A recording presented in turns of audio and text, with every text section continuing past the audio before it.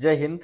ಎಲ್ಲ ನನ್ನ S S C G D ಎಸ್ಪಿರೆಂಟ್ಸ್ಗೆ ಸ್ಟಾಫ್ ಸೆಲೆಕ್ಷನ್ ಕಮಿಷನ್ದಲ್ಲಿ ಸರ 2025-26 ರಿಕ್ರೂಟ್ಮೆಂಟು ಇನ್ನೂ ಯಾಕೆ ಕಾಲ್ಫರ್ಮ್ ಆಗ್ತಾ ಇಲ್ಲ ಸರ್? ಅಕ್ಟೋಬರ್ದಲ್ಲಿ ಕಾಲ್ಫರ್ಮ್ ಆಗಬೇಕಿತ್ತು ಸರ್, ಮತ್ತೆ ನವಂಬರ್ ಅಂತ ಹೇಳಿದರು, ನವಂಬರ್ದಲ್ಲಿ ಕೂಡ ಕಾಲ್ಫರ್ಮ್ ಆಗ್ತಾ ಇಲ್ಲ. ಸೊ ಅದು ಏನು ಆಗ್ತಾ ಇದೆ ಸರ್? ಅದ್ರ ಬಗ್ಗೆ ಏನಾದರೂ ಒಂಚೂರು ಮಾಹಿತಿಯನ್ನು ಕೊಡಿ ಸರ್. ನಾವು ಅದ್ರ ಬಗ್ಗೆ ಒಂದು ವೇಟನ್ನು ಮಾಡ್ತಾ ಇದ್ದೀವಿ. ಯಾವಾಗ ಅಪ್ಲಿಕೇಶನ್ ಸ್ಟಾರ್ಟ್ ಆಗುತ್ತಾ? ಅಪ್ಲಿಕೇಶನ್ ಹಾಕಬೇಕು ನಾವು ಈ ಸರಿ. ಅಗ್ನಿವೀರು ಮತ್ತು ಯಾವುದೇ ಒಂದು ನಮ್ದು S S C G D ಹೋದ ಸರಿ ಫೈನಲ್ ಕಟಪ್ ಮೆಡಿಕಲ್ನಲ್ಲಿ ಐತಿ, ಫೇಲ್ ಆಗಿದೆ ಸರ್. ಈ ಸಾರಿ ಆದರೂ ನಾವು ಮಾಡ್ಕೊಳ್ಬೇಕಂತ ಕೇಳಿಸಿಂದ ಸಾಕಷ್ಟು ವಿದ್ಯಾರ್ಥಿಗಳು ಕಷ್ಟ ಸುಖವನ್ನು ಹಂಚ್ಕೊಳ್ತಾ ಇದ್ರಿ. ಸ್ಟೇಟ್ ಗೌರ್ಮೆಂಟ್ದಲ್ಲಿ ಯಾವ ಥರ ಗೊಂದಲಗಳ ನಡೀತಾ ಇದಾವಲ್ಲ, ಸೆಂಟ್ರಲ್ ಗೌರ್ಮೆಂಟ್ದಲ್ಲಿ ಅದೇ ತರನಾಗಿ ಪ್ರಾಬ್ಲಮ್ಗಳು ಆಗ್ತಾ ಇದಾವೆ. ನೋಡ್ಕೊಂಡಿರ್ಬೋದು ನೀವು. ಎಸ್ ಎಸ್ ಸಿ MTS ಕೂಡ ಅಷ್ಟೇ ಕೋರ್ಟ್ ಕೇಸ್ ಮಾಡ್ಕೇಸಿಂದ ಅದನ್ನು ಕೂಡ ಸ್ಟೇ ಮಾಡಿದಾರ. ನೆಕ್ಸ್ಟ್ RRB ರೈಲ್ವೆ ರಿಕ್ರೂಟ್ಮೆಂಟ್ ಬೋರ್ಡ್ನಲ್ಲಿ ಡಿ ಗ್ರೂಪ್ ಅನ್ನ ಕಾಲ್ಫರ್ ಮಾಡಿದ್ರು, ಅದು ಕೂಡ ಕೋರ್ಟ್ ಕೇಸ್ ಆಗಿ ಅಷ್ಟೇ ಸ್ಟೇ ಆಗಿದೆ. ಈಗ ಎಸ್ ಎಸ್ ಸಿ ಜಿ ಡಿಯಲ್ಲಿ ಒಂಚೂರು ಬದಲಾವಣೆಯನ್ನ ಮಾಡ್ತಾ ಇದ್ದಾರ. ಅದು ಏನು ಬದಲಾವಣೆ ಅನ್ನೋದು ಕೂಡ ಮಾಹಿತಿಯನ್ನ ಕೊಡ್ತಾ ಹೋಗ್ತೀನಿ ಸರ್. ಇನ್ನೊಂದು ಸರ್, ಅದ್ರ ಜೊತೆಗೆ CHSL ಕೂಡ ಅಪ್ಲಿಕೇಶನ್ಗಳನ್ನ ಹಾಕಿದ್ರಿ ಎಸ್ ಎಸ್ ಸಿಯಲ್ಲಿ, ಅದು ಕೂಡ ಎಕ್ಸಾಮ್ ಅನ್ನ ಕಂಡಕ್ಟ್ ಮಾಡ್ತಾ ಇಲ್ಲ. TCS ಅಂತ ಕೇಸಿಂದ ಎಕ್ಸಾಮ್ ಅನ್ನ ಕಂಡಕ್ಟ್ ಮಾಡ್ತಾ ಇದ್ರು. ಮೊದಲಿಗೆ ನಿಮ್ದು ಆನ್ಲೈನ್ ಎಕ್ಸಾಮ್ ಏನ್ ಕಂಡಕ್ಟ್ ಮಾಡ್ತಿಲ್ಲ, ಅವರು ಎಕ್ಸಾಮ್ ಅನ್ನ ಕಂಡಕ್ಟ್ ಮಾಡ್ತಾ ಇದ್ರು. ಸೊ ಅದನ್ನ ಬಿಡಿಸ್ಕಿಸಿಂದ ಬೇರೆದವರಿಗೆ ಎಕ್ಸಾಮ್ ಅನ್ನ ಟೆಂಡರ್ ಅನ್ನ ಕೊಟ್ಟಿದಾರ. ಅದು ಒಂಚೂರು ಪ್ರಾಬ್ಲಮ್ಗಳಾಗ್ತಾ ಇದಾವೆ. ಯಾವ ತರಪ್ಪ ಅಂದ್ರೆ, ಅವ್ರು ನಡೆಸ್ತಿರ್ತಕ್ಕಂಥ ಎಕ್ಸಾಮ್ ಸೆಂಟರ್ಗಳು, ಅವ್ರು ನಡೆಸ್ತಿರ್ತಕ್ಕಂಥ ವ್ಯವಸ್ಥೆ ಸಿಸ್ಟಮೆಟಿಕ್ ಆಗಿ ಲಾಗಿನ್ ಆಗೋದು, ಆ ತರದ ತೊಂದರೆಗಳಾಗ್ತಾ ಇದಾವೆ. ಸೊ ಅದಕ್ಕೋಸ್ಕರ ಎಕ್ಸಾಮ್ಗಳನ್ನ CGL ಎಕ್ಸಾಮ್ ಅನ್ನ ಬರೆದ್ರೆ ಎಷ್ಟೋ ಜನಗಳು CGL ಎಕ್ಸಾಮ್ ಅನ್ನ ಕರೆಕ್ಟ್ ಆಗಿ ನಡೀಲಿಲ್ಲ. ಇನ್ನು ಕೂಡ CHSL ಮತ್ತೆ ಎಕ್ಸಾಮ್ ನಡೆಸಿದ್ರೆ ಅದು ಕೂಡ ಅದೇ ತರನಾಗಿ ಆಗ್ಬಾರ್ದು. ನೆಕ್ಸ್ಟ್ MTS ಎಕ್ಸಾಮ್ ಕೂಡ ಅದೇ ತರ ಆಗ್ಬಾರ್ದು. ನೆಕ್ಸ್ಟ್ ಈಗ ಮತ್ತೆ SSCGD ಕಾಲ್ಫರ್ಮ್ ಮಾಡಿದ ತಕ್ಷಣ ಮತ್ತೆ ಎಕ್ಸಾಮ್ ಮುಂದೆ ಹಾಕೋದು ಬೇಡ ಅಂತ ಹೇಳಿ ಈ ತರ ಸ್ಟೇಗಳನ್ನ ಮಾಡ್ತಾ ಇದಾರ. ಓಕೆ, ಈ ತರ SSCGD ವೇಕೆನ್ಸೀಸ್ಗಳನ್ನ ವೇಟಿಂಗ್ ಅನ್ನ ಲಿಸ್ಟ್ ನಲ್ಲಿ ಇಟ್ಟಿದಾರ. ಸರ್, SSCGD ಯಲ್ಲಿ ಏನ್ ಬದಲಾವಣೆ ಆಗ್ತಾ ಇದೆ ಸರ್? ಅದ್ರ ಬಗ್ಗೆ ಅಪ್ಡೇಟ್ ಅನ್ನ ಕೊಡಿ ಸರ್. ಅದು RPF ಏನೋ ಒಂದು ಗೊಂದಲವನ್ನ ಹೇಳ್ತಾ ಇದಾರ, ಅದು ನಿಜಾನ ಅಥವಾ ಸುಳ್ಳ ಅಂತ ಹೇಳಿ ಒಂಚೂರು ಎಲ್ಲರಿಗೆ ಡೌಟ್ ಇದೆ.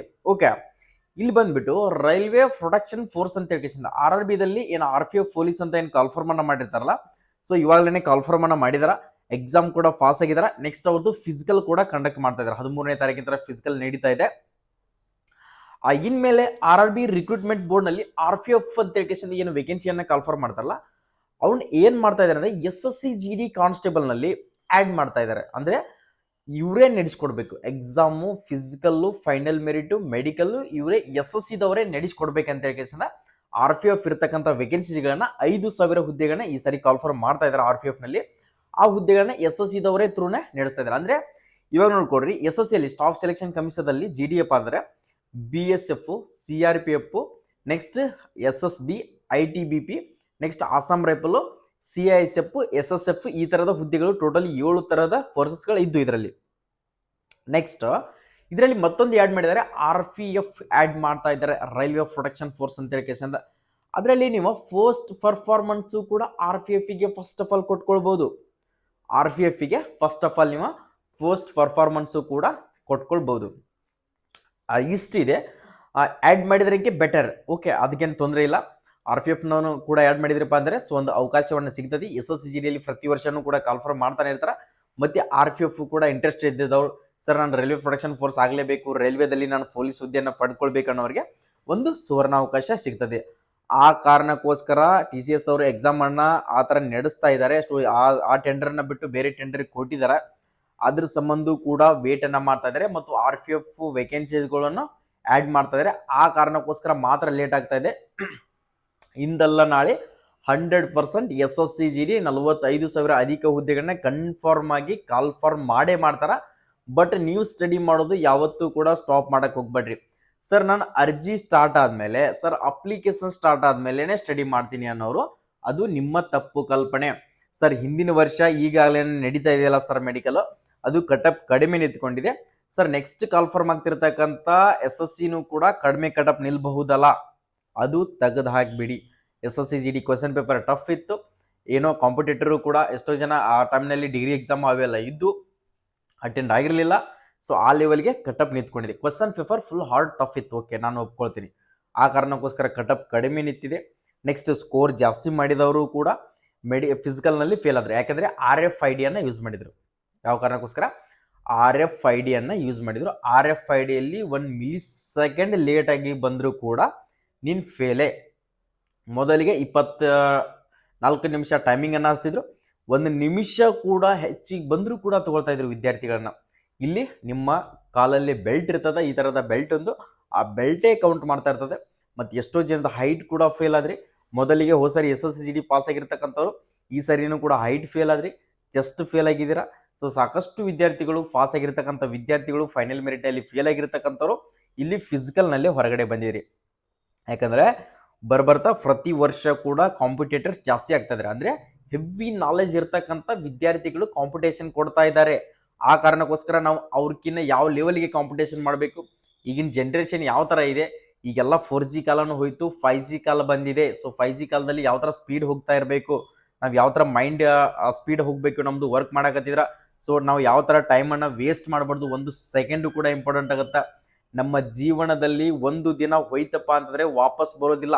ದುಡ್ಡು ಹೋದರೆ ವಾಪಸ್ ತೊಗೊಳ್ಬೋದು, ಸೊ ಮೊಬೈಲ್ ಕಳೆದ್ರೆ ವಾಪಸ್ ತೊಗೊಳ್ಬೋದು, ಸೊ ಏನೋ ಒಂದು ಜೀವನದಲ್ಲಿ ಏನಾದರೂ ಆದರೆ ವಾಪಸ್ ಪಡೆದುಕೊಳ್ಬೋದು. ಸೋತ್ರೆ ಹೊಳಿಗೆ ಗೆಲ್ಲಕ್ಕೆ ಚಾನ್ಸ್ ಇರ್ತತಿ. ಬಟ್ ನೋಡ್ಕೊಡ್ರಿ, ಟೈಮ್ ಹೋಯ್ತಂದ್ರೆ ಟೈಮ್ ವೇಸ್ಟು. ಇವತ್ತಿನ 1 ಸೆಕೆಂಡ್ ಕೂಡ ಇಂಪಾರ್ಟೆಂಟ್ ಆಗುತ್ತಾ. ಪ್ರತಿ ವರ್ಷ ಯಾವ ಥರ ಹೋಗ್ತಾ ಇದೇನೋ ಗೊತ್ತಾಗೋದಿಲ್ಲ. ಕಾಲೇಜ್ ಲೈಫ್ ಇರ್ತದೆ, ನೀವು ಡಿಗ್ರಿ PUC ಓದ್ತಾ ಇರ್ತೀರಿ. ಓದುವ ಸಮಯದಲ್ಲಿ ಎಜುಕೇಷನ್ ಬಗ್ಗೆ ಒತ್ತನ್ನು ಕೊಡ್ತೀರಿ. ಫ್ಯಾಮಿಲಿ ಬ್ಯಾಕ್ಗ್ರೌಂಡ್ ಗೊತ್ತಿರೋದಿಲ್ಲ, ಫ್ಯಾಮಿಲಿದವ್ರು ದುಡ್ಡು ಹಾಕ್ತಾ ಇರ್ತಾರೆ, ಗೋರ್ಮೆಂಟ್ ಹಾಸ್ಟೆಲ್ದಲ್ಲಿ ಇರ್ತೀರಿ, ಸ್ಟಡಿ ಮಾಡ್ತಾ ಇರ್ತೀರಿ, ಏನೋ ಎಂಜಾಯ್ಮೆಂಟ್ ಮಾಡ್ಕೊಂಡು ಫ್ರೆಂಡ್ ಸರ್ಕಲ್ನಲ್ಲಿ ಡಿಗ್ರಿ ಕಂಪ್ಲೀಟ್ ಮಾಡ್ಕೊಳ್ತೀರಿ. ಡಿಗ್ರಿ ಕಂಪ್ಲೀಟ್ ಆದಮೇಲೆ ನೆಕ್ಸ್ಟ್ ಏನು ಮಾಡಬೇಕು ಪ್ಲ್ಯಾನಿಂಗ್ ಗೊತ್ತಾಗ್ತಾ ಇಲ್ಲ. ನೆಕ್ಸ್ಟ್ ಪ್ಲ್ಯಾನಿಂಗ್ ಏನು ಮಾಡಬೇಕು, ನಾನು ಕಾಂಪಿಟೇಟಿವ್ಗೆ ರೆಡಿ ಆಗಬೇಕು. ಕಾಂಪಿಟೇಟಿವ್ಗೆ ಹೋಗ್ಬೇಕಂದ್ರೆ ದುಡ್ಡು ಎಲ್ಲಿಂದ ಬರ್ತದ ವಿಚಾರ ಮಾಡಿ ಒಂದ್ಸರಿ. ದುಡ್ಡು ಎಲ್ಲಿಂದ ಬರ್ತದ? ನೀನು ಒಂದು ಸಾರಿ ಧಾರವಾಡದಲ್ಲಿ ಹೋಗಿ ಓದ್ಬೇಕಪ್ಪ ಅಂತಂದರೆ ಪ್ರತಿ ಮಂತ್ಲಿ 5,000 to 6,000 ರೂಪಾಯಿ ಬೇಕೇ ಬೇಕು. 6,000 ರೂಪಾಯಿ ಕಂಪಲ್ಸರಿ ಬೇಕಾ? ಅದೇ ಪ್ಲ್ಯಾನ್ ಇಟ್ಕೊಂಡು ನಾನು ಡಿಗ್ರಿ ಮುಗಿಗೊಡ್ದೇನೆ, ನಾನು PUC ಕಂಪ್ಲೀಟ್ ಆಯಿತಾ, ನಾನು ಡಿಗ್ರಿ ಮುಗಿಗೊಡ್ದೇನೆ 3 ವರ್ಷ ಅವಕಾಶ ಇರ್ತದೆ. 3 ವರ್ಷ ಅವಕಾಶದಲ್ಲಿ ನಾನು ಮನೆಯಲ್ಲಿ ಇದ್ಕೊಂಡು ಅಪ್ ಆ್ಯಂಡ್ ಡೌನ್ ಕಾಲೇಜ್ ಮಾಡ್ತಾ ಇದ್ದೀನಿ. ಗೋರ್ಮೆಂಟ್ ಹಾಸ್ಟೆಲ್ ಆಗಿದೆ. ಸೊ ನನ್ನ ನಿಯರ್ ಇರ್ತಕ್ಕಂಥ ಸಿಟಿಯಲ್ಲಿ ನಾನು ರೂಮ್ ಮಾಡ್ಕೊಂಡಿದ್ದೀನಿ. ಈ 3 ವರ್ಷದಲ್ಲಿ ನಾನು ಚೆನ್ನಾಗಿ ಸ್ಟಡಿ ಮಾಡಿಬಿಟ್ಟು ಯಾವುದಾದ್ರೂ ಒಂದು ಜಾಬನ್ನು ಮಾಡ್ಕೊಳ್ಳೋಣ. ಆಮೇಲೆ ಆಫೀಸರ್ಸ್ ಟ್ರೈ ಮಾಡೋಣ. ಓಕೆ, ಪರವಾಗಿಲ್ಲ, ನಾನು ಮಾಡಿ PSI ಮಾಡಿ, SDA FD ಅವಕ್ಕೆಲ್ಲ ಟ್ರೈ ಮಾಡಿರಿ, ಅದಕ್ಕೆ ಬೇಡ ಅನ್ನೋಲ್ಲ. ನಾನು CPO ಟ್ರೈ ಮಾಡಿರಿ. ಫಸ್ಟ್ ನಿನ್ನ ಫ್ಯಾಮ್ಲಿಯನ್ನು ನೀನು ಮೇಂಟೈನ್ ಮಾಡಬೇಕು. ನಿನ್ನ ಫ್ಯಾಮ್ಲಿ, ನಿನ್ನ ತಂದೆ ತಾಯಿ ಏನು ಮಾಡ್ತಾ ಇದ್ದಾರೆ, ಹೊಲದಲ್ಲಿ ಕೆಲಸ ಮಾಡ್ತಾ ಇದ್ದಾರೆ ತಾನೆ. 4,000-5,000 ರೂಪಾಯಿ ದುಡಿಬೇಕಪ್ಪ ಅಂತಂದರೆ ಎಷ್ಟು ಕಷ್ಟ ಆಗುತ್ತಾ. ಒಂದು ದಿನ ನಿನ್ನ ತಾಯಿ ಹೊಲದಲ್ಲಿ ಹೋಗಿ ಕೆಲಸ ಮಾಡ್ಬೇಕಂತಂದರೆ ಸಂಜೆನ ಮಾರ್ನಿಂಗ್ 10 ಗಂಟೆಯಿಂದ ಹಿಡಿದು ಸಾಯಂಕಾಲ 6 ಗಂಟೆವರೆಗಡೆ ಮನೆಯಲ್ಲಿ ಬುತ್ತಿ ಕಟ್ಕೊಂಡು ಎಲ್ಲ ಕೆಲಸ ಮಾಡಿಕೊಂಡು ಹೋಗಿ ದುಡಿಬೇಕಪ್ಪ ಅಂದರೆ 2,500-300 ರೂಪಾಯಿ ಮಾತ್ರ ಕೊಡ್ತಾರ. ಗೊತ್ತಾ? ಅದು ಎಂಥ ಬಿಸಿಲಿರ್ತದ, ಎಷ್ಟು ಕಷ್ಟ ಆಗುತ್ತಾ. ಒಂದ್ಸರಿ 5 ನಿಮಿಷ ಕುಂತು ನಾನು ಸರ್ ಇವ್ರು ಏನು ಹೇಳ್ತಾ ಇದ್ದಾರೆ ಸರ್, ನಮಗೆ ಬಹಳ ಫೀಲ್ ಆಗ್ತಾ ಇದೆ ಸರ್, ಈ ಥರ ಮಾತಾಡಬೇಡಿ ಅಂತಲ್ಲ. ಸೊ ಒಂದ್ಸರಿ ಯೋಚನೆ ಮಾಡಿ, ಜೀವನದ ಬಗ್ಗೆ ಒಂದು ಸಾರಿ ಆದರೂ ಯೋಚನೆ ಮಾಡ್ಕೊಳ್ರಿ. ನಾನು ಎಲ್ಲಿದ್ದೀನಿ, ಯಾವ ಸಿಚುವೇಶನ್ದಲ್ಲಿದ್ದೀನಿ, ನನ್ನ ಫ್ರೆಂಡ್ಸ್ ಎಲ್ಲ ಏನು ಮಾಡ್ತಾ ಇದ್ದಾರೆ, ನನ್ಕಿನ್ನ ಸಣ್ಣವರು ಎಲ್ಲಿದ್ದಾರೆ. ಸೊ ಆರ್ಮಿ ಒಳಗಡೆ ಇದ್ದಾರೆ, ನೇವಿ ಒಳಗಡೆ ಇದ್ದಾರೆ, ಏರ್ಫೋರ್ಸ್ ಒಳಗಡೆ ಇದ್ದಾರೆ. ನನ್ನ ಸ್ನೇಹಿತ ನನ್ನ ಜೊತೆನೇ ಓಡ್ತಾ ಇದ್ದ, ನನ್ನ ಜೊತೆನೇ ಮಲ್ಗ್ತಾ ಇದ್ದ, ನನ್ನ ಜೊತೆನೇ ಓದ್ತಾ ಇದ್ದ, ಅವನು ಕೂಡ SSCGD ಜಾಬ್ನಲ್ಲಿ ಮಾಡ್ತಾ ಇದ್ದೇನೆ. ನಾನು ಏನು ಮಾಡ್ತಾ ಇದ್ದೀನಿ, ನಾನು ಏನು ಮಾಡಬೇಕು ಇನ್ಮೇಲೆ? ಪ್ಲೀಸ್ ನನ್ನ ರಿಕ್ವೆಸ್ಟು, ಏನಾದರೂ ನೀವು ಎಂಜಾಯ್ಮೆಂಟ್ ಮಾಡ್ತಾ ಇದ್ರೆ ಡಿಗ್ರಿ ಟೈಮ್ನಲ್ಲಿ ಸುಮ್ಮನೆ ಸುತ್ತಾಡೋದು, ಟ್ರಿಪ್ ಮಾಡೋದು, ಆ ಥರ ಏನಾದರೂ ಮಾಡ್ತಾ ಇದ್ರಿಯಪ್ಪ ಅಂತಾರೆ, ಪ್ಲೀಸ್ ಆ ಥರದ ಡಿಸೈಡ್ಗಳನ್ನು ತೆಗೆದು ಹಾಕಿ. ನಿಮ್ಮ ಲೈಫನ್ನು ನೀವೇ ಕಟ್ಕೊಳ್ಬೇಕು. ತಂದೆ ತಾಯಿ ಇರು ಮಠ ದುಡ್ದು ಹಾಕ್ತಾರ, ಆಮೇಲೆ ಆಗೋದಿಲ್ಲ. ತಂದೆ ತಾಯಿಗೆ ನೀವು ಹಾಕುವ ಏಜ್ ಇದು, ನೀವೇ ಕುಂದಿರ್ಸಿ ಅವ್ರನ್ನ ದುಡ್ಡು. ಯಾಕಂದರೆ ವಿಚಾರ ಮಾಡಿರಿ, ನಿಮ್ಮನ್ನ ಇಲ್ಲಿಂದ ಹಿಡಿದು ಅಂದರೆ 18-20 ವರ್ಷದ ಮಟ್ಟನೂ ಕೂಡ ಸಾಕಿದಾರಪ್ಪ ಅಂದರೆ ಅಷ್ಟು ಸಲಿಸಿ ಅಲ್ಲ. ನಿನ್ನ ಬಟ್ಟೆ ಬಂತು, ನಿನ್ನ ಚಪ್ಪಲ್ ಬಂತು, ನಿನ್ನ ಫೋನ್ ಬಂತು, ಮೊಬೈಲ್ ರೀಚಾರ್ಜ್ ಬಂತು, ನಿನ್ನ ಕಟಿಂಗ್ ಬಂತು, ನಿನ್ನ ಯೂನಿಫಾರ್ಮ್ ಬಂತು, ಎಲ್ಲನೂ ಕೂಡ ಮೇಂಟೈನ್ ಮಾಡ್ಬೇಕಂತಂದ್ರೆ ಅಷ್ಟು ಸಲಿಸಾಗಿರಲ್ಲ. ತಂದೆ ತಾಯಿ ಎಷ್ಟು ಕಷ್ಟಪಡ್ತಾ ಇದ್ದಾರೆ ಅಂತ ಕೇಸಿಂದ ಯಾರಿಗೂ ಕೂಡ ಗೊತ್ತಾಗೋದಿಲ್ಲ. ವಿಚಾರ ಮಾಡು. ಡೈಲಿ ಮಾರ್ನಿಂಗ್ ಎದ್ದ ತಕ್ಷಣ ನನ್ನ ಜೀವನದಲ್ಲಿ ನಾನು ಏನು ಮಾಡಬೇಕು, ನಾನು ಡೈಲಿ ಯಾವ ಥರ ಪ್ಲ್ಯಾನ್ ಮಾಡಬೇಕು, ಇವತ್ತಿನ ರೂಟೀನ್ ಏನು, ನಾನು ಮಾರ್ನಿಂಗ್ ಹೇಳ್ಬೇಕು, ಎದ್ದ ತಕ್ಷಣ ನಾನು ಫಿಸಿಕಲ್ ಹೋಗಬೇಕು, ಫಿಸಿಕಲ್ ಮುಗಿಸ್ಕೊಂಡು ಬಂದ ತಕ್ಷಣ ನೆಕ್ಸ್ಟ್ ನಾನು ಫ್ರೆಶ್ ಅಪ್ ಆಗಬೇಕು, ಫ್ರೆಶ್ ಅಪ್ ಆದ ನಂತರ ಟಿಫಿನ್ ಮಾಡಬೇಕು, ಟಿಫಿನ್ ಆದ ನಂತರ ಸ್ಟಡಿ ಮಾಡಕ್ಕೆ ಕೂತ್ಕೊಳ್ಬೇಕು, ಸ್ಟಡಿ ಮಾಡಿದ ನಂತರ ಇಷ್ಟನಿಂದ ಇಷ್ಟು ಅವರ್ ನಾನು ಈ ಸಿಲೆಬಸ್ಸನ್ನು ಓದಬೇಕು, ನೆಕ್ಸ್ಟ್ ಈ ಸಿಲೆಬಸ್ಸು ಈ ಚಾಪ್ಟರ್ಗಳನ್ನು ಓದಬೇಕು, ಇದಾದ್ಮೇಲೆ ಹೊಳ್ಳಿ ನಾನು ರಿವಿಷನ್ ಮಾಡಬೇಕು. ಸೊ ನಾನು ರೆಸ್ಟ್ ಮಾತ್ರ ಮಧ್ಯಾಹ್ನ 2 ಗಂಟೆ ಮಾತ್ರ ರೆಸ್ಟ್ ಮಾಡಬೇಕು.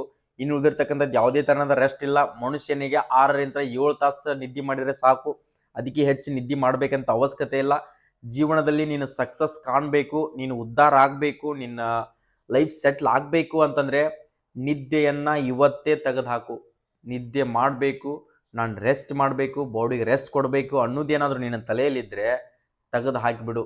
ನಿದ್ದೆ ಅನ್ನೋದೇ ಬರಬಾರ್ದು. ಮಲ್ಕೊಂಡ್ರೆ ಸಾಕು, ನನ್ನ ಜೀವನ ಎಲ್ಲಿ ಇದೆ, ನನ್ನ ತಂದೆ ತಾಯಿ ಏನು ಮಾಡ್ತಾ ಇದ್ದಾರೆ, ನನ್ನ ಫ್ಯೂಚರ್ ಏನು, ಡಿಗ್ರಿ ಮುಗಿದ ಮೇಲೆ ಮತ್ತೆ ಮದುವೆ ಪ್ಲ್ಯಾನಿಂಗ್ ಮಾಡ್ತಾರೆ. ಮದುವೆ ಪ್ಲ್ಯಾನಿಂಗ್ ಮಾಡಬೇಕಾದ್ರೆ ದುಡ್ಡು ಎಲ್ಲಿಂದ ತರಬೇಕು, ನನಗೆ ಮದುವೆ ಕೊಡೋರು ಕೂಡ ಹೆಣ್ಣು ಕೂಡ ವಿಚಾರ ಮಾಡ್ತಾರೆ. ನನಗೆ ಹೆಣ್ಣು ಸಿಗಬೇಕಾದ್ರೆ ನಾನು ಯಾವ ಥರ ಜಾಬ್ ಇದ್ದರೆ ಮಾತ್ರ ಹೆಣ್ಣನ್ನು ಕೊಡ್ತಾರೆ. ಆ ಥರದ ಎಲ್ಲ ಪ್ಲ್ಯಾನ್ಗಳನ್ನು ನಾನು ಎಲ್ಲ ಬ್ರದರ್ಸಿಗೆ ಹೇಳ್ತಾ ಇಲ್ಲ, ಸಿಸ್ಟರ್ಸ್ ನಿಮಗೂ ಕೂಡ ಹೇಳ್ತಾ ಇದ್ದೀನಿ. ನೀವು ಕೂಡ ಚೆನ್ನಾಗಿ ಸ್ಟಡಿ ಮಾಡ್ಕೊಡ್ರಿ. ನೀವು ಅಂದ್ಕೊಂಡಿರುವ ಹಾಗೆ ನೌಕರಿ ಇದ್ದಂಥ ಗಂಡನೇ ಸಿಗ್ತಾನಂತ ಅಂದ್ಕೊಳಕ್ಕೆ ಹೋಗ್ಬೇಡ್ರಿ. ನಿಮ್ಮದು ಕೂಡ ಜೀವನ ಕಷ್ಟ ಇದೆ. ಸೊ ನೌಕರಿ ಇದ್ದ ಗಂಡ ಸಿಕ್ಕನಂದ್ರೂ ಕೂಡ ನೀವು ಯಾವ ಥರ, ಯಾಕಂದರೆ ಅವ್ನು ಹ್ಯಾಂಡಲ್ ಮಾಡಬೇಕು, ಪ್ರತಿಯೊಂದು ನೋಡ್ಕೊಳ್ಬೇಕಾಗುತ್ತೆ. ನಿಮ್ಮದೇ ಆಗಿರ್ತಕ್ಕಂಥ ಒಂದಿಷ್ಟು ಜವಾಬ್ದಾರಿಗಳಿರ್ತಾವೆ.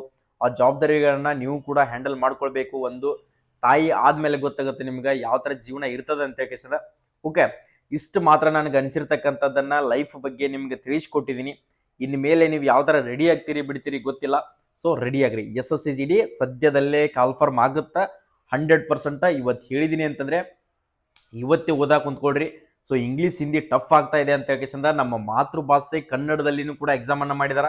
ಓಕೆ, ನಿಮ್ಗೆ ಇಂಗ್ಲೀಷ್ ಹಿಂದಿ ಟಫ್ ಆಗ್ತಾ ಇದೆ ತಾನೇ, ಕನ್ನಡದಲ್ಲಿ ಓದ್ಕೊಡ್ರಿ. ಕನ್ನಡದಲ್ಲಿ ಸರ್ ನನಗೆ ಏನೂ ಕೂಡ ಅದ್ರ ಬಗ್ಗೆ ಗೈಡೆನ್ಸೇ ಗೊತ್ತಿಲ್ಲ, SSCGD ಅಂದ್ರೇ ಗೊತ್ತಿಲ್ಲ ಸರ್, ಅದಕ್ಕೆ ಏಜ್ ಬಂದ್ಬಿಟ್ಟು ಹೈಟು ವೇಟು ಗೊತ್ತಿಲ್ಲ ಅಂತಂದರೆ 10ನೇ ತರಗತಿ ಮುಗಿದಿರಬೇಕಾಗುತ್ತಾ. ನೀನು ಜಸ್ಟ್ ಪಾಸ್ ಆದರೂ ಕೂಡ ನೋಡ್ಕೊಡ್ರಿ. 170 ಸೆಂಟಿಮೀಟರ್ ಹೈಟ್ ಇರಬೇಕಾಗುತ್ತಾ ಪುರುಷರಿಗೆ, ಮಹಿಳೆಯರಿಗೆ 157 ಸೆಂಟಿಮೀಟರ್ ಹೈಟ್ ಬೇಕಾಗುತ್ತಾ. ನೆಕ್ಸ್ಟ್ ಬಾಯ್ಸಿಗೆ 5 ಕಿಲೋಮೀಟರ್ ರನ್ನಿಂಗ್ ಇರುತ್ತೆ, 24 ನಿಮಿಷದಲ್ಲಿ ಓಡಬೇಕು. ಮಹಿಳೆಯರು 16 ಮೀಟರ್ ರನ್ನಿಂಗ್ ಇರ್ತೈತಿ, 8.5 ನಿಮಿಷದಲ್ಲಿ ಓಡಬೇಕು. ನೆಕ್ಸ್ಟ್ ಕನ್ನಡದಲ್ಲಿ ಎಕ್ಸಾಮ್ ಇರ್ತೈತಿ, 80 ಕ್ವಶನ್ಸ್ಗಳು ಇರ್ತಾವೆ. ಒಂದು ಕ್ವಶನ್ಗೆ 2 ಮಾರ್ಕ್ಸ್ ಇರ್ತೈತಿ. 160 ಮಾರ್ಕ್ಸಿನ ಎಕ್ಸಾಮ್ ಕೂಡ ಇರ್ತೈತಿ. CBT ಕಂಪ್ಯೂಟರ್ ಬೇಸ್ಡ್ ಎಕ್ಸಾಮ್ ಇರ್ತೈತಿ. ರೀಸನಿಂಗು, ಮ್ಯಾಥಮೆಟಿಕ್ಸು, ಇಂಗ್ಲೀಷು, GK ಮತ್ತು ಸೈನ್ಸು 4 ಸೆಕ್ಷನ್ಗಳಿರ್ತಾವೆ. ಫರ್ ಸೆಕ್ಷನ್ಗೆ 20 ಕ್ವಶನ್ಸ್ಗಳಿರ್ತಾವೆ. 20 ಟೋಟಲಿ 80 ಕ್ವಶನ್ಸು, 160 ಮಾರ್ಕ್ಸ್ ಇರ್ತದೆ. ಈ ಥರದ ಪ್ಲ್ಯಾನ್ಗಳನ್ನ ಹಾಕೊಂಡು ಗೂಗಲ್ನಲ್ಲಿ ಹೊಡೆದ್ರು ಕೂಡ ನಿನ್ನ ಕ್ವಶನ್ಸ್ ಪೇಪರ್ಸ್ಗಳು ಸಿಗ್ತಾವೆ. ಇವತ್ತಿನ ಥರನೇ ಪ್ಲ್ಯಾನ್ ಹಾಕೊಂಡು SSCGDಯಲ್ಲಿ ನನ್ನ ಟಾರ್ಗೆಟ್, ನನ್ನ ಡ್ರೀಮ್ ಫೋರ್ಸನ್ನು ನಾನು 100% ಹುಡ್ಕೊಳ್ತೀನಿ ಅಂತ ಕೇಸಿಂದ ರೆಡಿ ಆಗಿರಿ. ಓಕೆ ಸರ್, ನಿಮ್ಮ ಅಕಾಡೆಮಿಯಲ್ಲಿ ಏನಾದರೂ ಕೋಚಿಂಗ್ ಕ್ಲಾಸ್ಗಳನ್ನ ಸ್ಟಾರ್ಟ್ ಮಾಡಿದಾರ ಅಂತ ಕೇಳ್ತಿದ್ರೆ, ಓಕೆ ನಮ್ಮ ಕ್ಲಾಸಸ್ಗಳು ಸ್ಟಾರ್ಟ್ ಆಗಿದ್ದಾವೆ. ಈಗಲೇ 1-2 ಡೇಸ್ ಆಯಿತು. ನೀವೇನಾದರೂ ಬಂದು ಸರ್ ನಮ್ಮ ಅಕಾಡೆಮಿಯಲ್ಲಿ ನಾನು ಜಾಯ್ನ್ ಆಗಬೇಕು ಸರ್, ನನಗೆ ಫೀಸ್ ದುಡ್ಡಿನ ವ್ಯವಸ್ಥೆ ಕಡಿಮೆ ಇದೆ ಸರ್ ಅನ್ನೋರು, ಸೊ ಫೀಸ್ನಲ್ಲಿ ನಾವು ಅತಿ ಕಡಿಮೆ ಹಾಸ್ಟೆಲ್ ಮತ್ತು ಊಟದ ವ್ಯವಸ್ಥೆ ಮಾತ್ರ ಫೀಸನ್ನು ತಗೋತಾ ಇದ್ವಿ. ಕೇವಲ 2 ತಿಂಗಳಿಗೆ 9,000 ರೂಪಾಯಿ, 1 ತಿಂಗಳಿಗೆ 4,500 ರೂಪಾಯಿ, ಟೋಟಲಿ 2 ತಿಂಗಳಿಗೆ 9,000 ರೂಪಾಯಿ ಫೀಸನ್ನು ಕಟ್ಕೊಂಡ್ರಿಪ್ಪ ಅಂದರೆ ನಮ್ಮ ಹತ್ರ ನುರಿತ ಶಿಕ್ಷಕರಿಂದ ಒಳ್ಳೆ ರೀತಿಯಿಂದ ನಾವು ಎಕ್ಸಾಮ್ ತರಬೇತಿಯನ್ನು ಕೊಡ್ತಾ ಇದೀವಿ. ಯಾಕೆಂದರೆ ನೀವು ಸ್ಕೋರ್ ಮಾಡ್ಕೊಂಡು ಫೈನಲ್ ಸೆಲೆಕ್ಷನ್ ಆಗಬೇಕು ಅನ್ನುವ ಉದ್ದೇಶದಿಂದ ನಮ್ಮ ಅಕಾಡೆಮಿಯಲ್ಲಿ ತರಬೇತಿಯನ್ನು ಕೊಡ್ತಾ ಇದೀವಿ. ನೀವು ಬಂದು ಜಾಯ್ನ್ ಆಗ್ಬೇಕು ಅನ್ಕೊಂಡ್ರೆ SJ defence academy, Bagalkote Navanagar ಜಿಲ್ಲಾ ಕ್ರೀಡಾಂಗಣ ಹತ್ತಿರ ನಮ್ಮ ಅಕಾಡೆಮಿ ಕೂಡ ಇರೋದು. ಬಂದು ಜಾಯ್ನ್ ಆಗಿ. ಓಕೆ, ಎಲ್ಲರಿಗೂ ಕೂಡ ಆಲ್ ದಿ ಬೆಸ್ಟ್. ನಿಮ್ಗೆ ಏನಾದರೂ ಇದರಲ್ಲಿ ಡೌಟ್ ಇದ್ರೆ, ಸೊ ಏನಾದರೂ ಕೇಳಬೇಕು ಅನ್ಸ್ಕೊಂಡಿದ್ರೆ ಪ್ರತಿಯೊಂದು ವಿದ್ಯಾರ್ಥಿಗಳು ಕಮೆಂಟ್ ಸೆಕ್ಷನ್ದಲ್ಲಿ, ಏನು ಕೆಳಗಡೆ ಕಮೆಂಟ್ ಸೆಕ್ಷನ್ ಇದಿಲ್ಲ, ಪ್ರತಿಯೊಂದು ವಿದ್ಯಾರ್ಥಿಗಳು ಕಮೆಂಟ್ ಹಾಕಿ. ಜೈ ಹಿಂದ್, ಜೈ